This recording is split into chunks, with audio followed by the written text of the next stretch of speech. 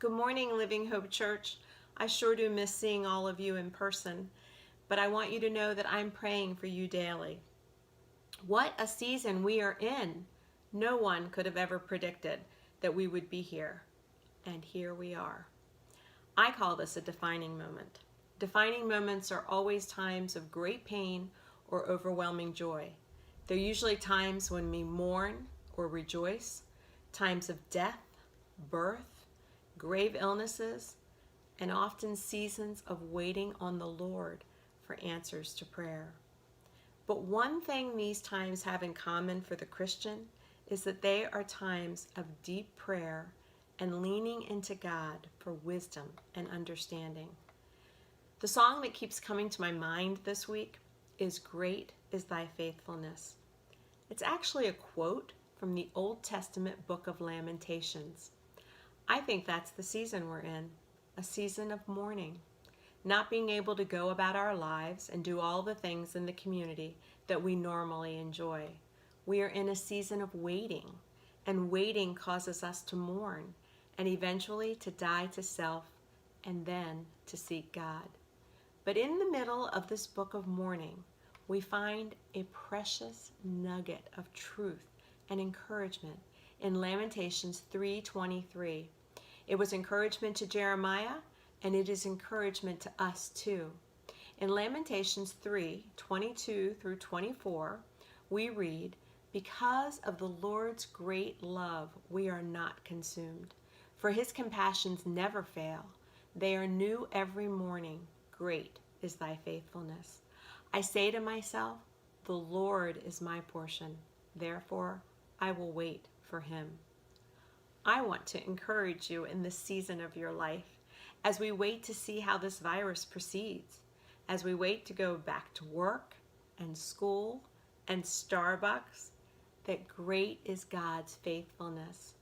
Whether you find yourself discouraged or frustrated or maybe in disbelief right now, I encourage you to seek the Lord. Turn off the TV and pull out your Bible and read it.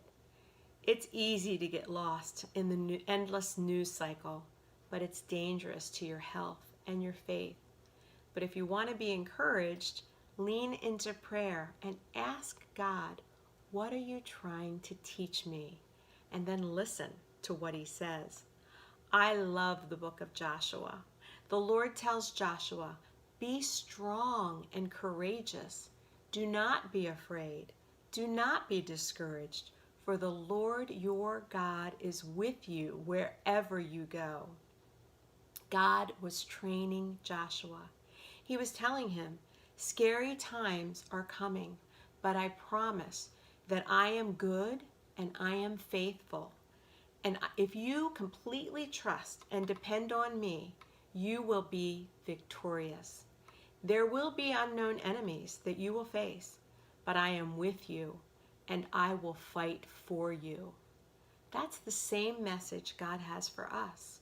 Just as God was training Joshua, God is training us. In any defining moment, the question we need to ask is not why is this happening to us, but what, Lord, would you have me do? As we continue to read the book of Joshua, the Israelites had just crossed the Jordan River, and they were preparing to go to battle when Joshua sees a man standing in front of him with a drawn sword in his hand. This man, we find out, is the commander of the Lord's army, who we know as Jesus. He has come and he has brought the host of angels to fight on behalf of his people. I'd say that was a defining moment for Joshua. And what does Joshua do? Joshua falls to the ground and asks, "What message, Lord, do you have for your servant?" It's a question I think we all should be asking. We have been given a unique opportunity in this season of waiting to grow and to be stretched in our faith, both individually and together. God is sovereign, and he is in control of all things. In spite of our circumstances, we need to trust him and seek His wisdom on the ways that we can be of use to Him in serving one another. Whether it's a phone call or a text or writing a letter, use this time to impact others for Christ. I know that the moment you do, the person on the receiving end will be exactly where Christ wants them to be to hear your message. Pull out your church directory and let someone know that you're thinking about them and you're praying for them today. There's no doubt that we are all being challenged and being tested and tried. Many of you are healthcare workers, or you're in an essential business that requires you to go to work.